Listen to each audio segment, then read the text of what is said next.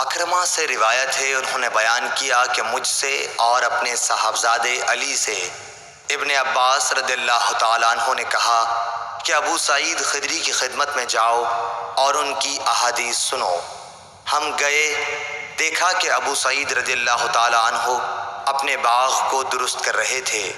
ہم کو دیکھ کر آپ نے اپنی چادر سنبھالی اور گوٹ مار کر بیٹھ گئے، پھر ہم سے حدیث بیان کرنے لگے۔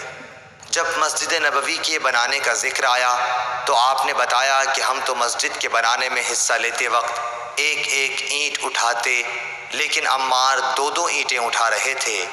حضرت صلی اللہ علیہ وسلم نے انہیں دیکھا تو ان کے بدن سے مٹی جھاڑنے لگے اور فرمایا، افسوس، عمار کو ایک باغی جماعت قتل کرے گی جسے عمار جنت کی دعوت دیں گے، اور وہ جماعت عمار کو جہنم کی دعوت دے رہی ہوگی۔ ابو سعید خدری رضی اللہ تعالیٰ عنہ نے بیان کیا کہ حضرت عمار کہتے تھے کہ میں فتنوں سے خدا کی پناہ مانگتا ہوں۔ صحیح بخاری حدیث نمبر 447۔